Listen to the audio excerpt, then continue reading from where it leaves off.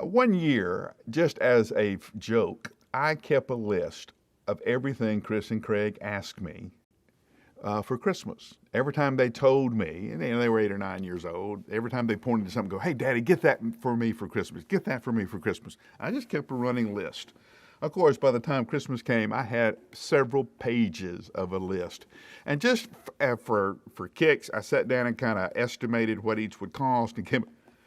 Do you know the boys asked me for $35,000 worth of stuff? Oh, the few weeks before Christmas, just saying, "Daddy, get me this, Daddy, get me that." They asked for $35,000 worth of stuff. Now, that kind of outrageous. But, they're kids, they're little boys, we were just having fun. But they knew they weren't going to get all that stuff. They knew when they asked me that some of the stuff that they pointed to, I wasn't going to buy.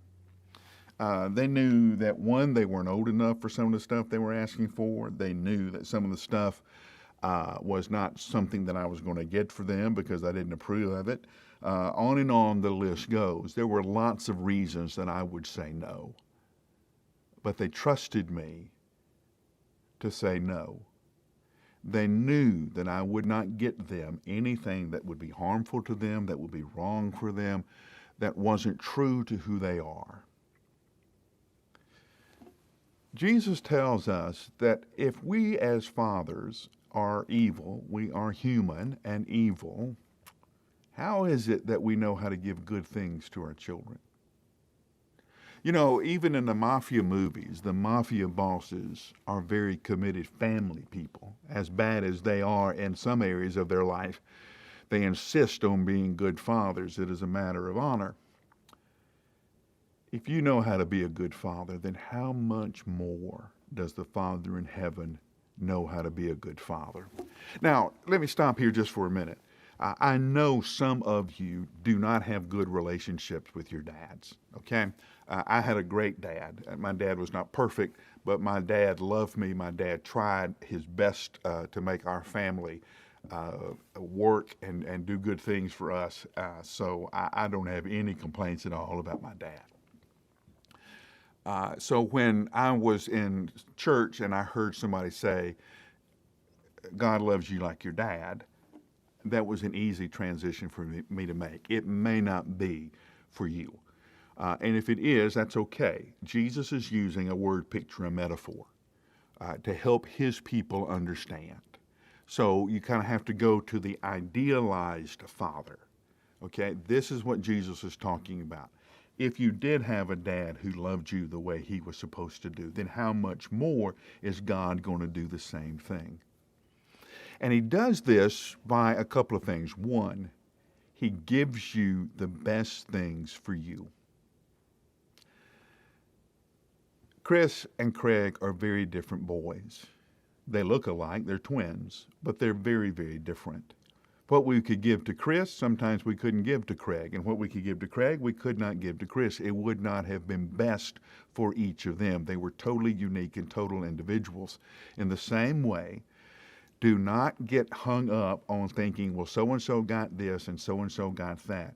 Jesus is giving us, me and you, what you need, what I need, what's best for you, what's best for me.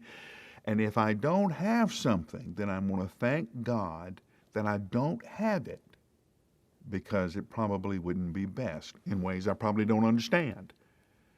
But Jesus has protected me from that. He won't give you things that hurt you. He won't give you things that are less than best for you. He will give you the good and the best. And sometimes that means he says no.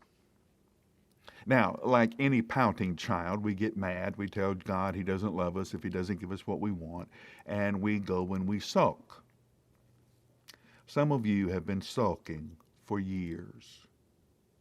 You got mad at God about something a long time ago, and you folded your arms and you turned your back on God, and you haven't talked to him since. That's a shame, because even the no you got was based on a love that we can never fathom or never understand. Take a look at your life. Take a look at what's going on in it. What is part of it? Just that moment alone should lead you to a day-long celebration of gratitude. These are the good things the Lord has given me, and these are the things I celebrate. If you have time, maybe you can meditate on the things that Jesus has protected you from. Who is it? The great theologian Garth Brooks, who thanks God for unanswered prayers. There are things in my life that I have wanted badly, that I prayed for and I didn't get. I thought they were good things. I thought they would have made sense. Now I'm older, and I look back, and I'm grateful for what God saved me from. That was a hard moment for me, to walk back and sit down in my prayer and say, you know, I got mad at you for this, and I was hurt by it, and I'm sorry. I had no idea what you saved me from, and I thank you for loving me like that. If you, being a father, know how to do good things for your kids, how much more will the Father in heaven know how to do good things for you, even in the times he says no? I'll give you about 60 seconds to think about it, and I'll see you tomorrow.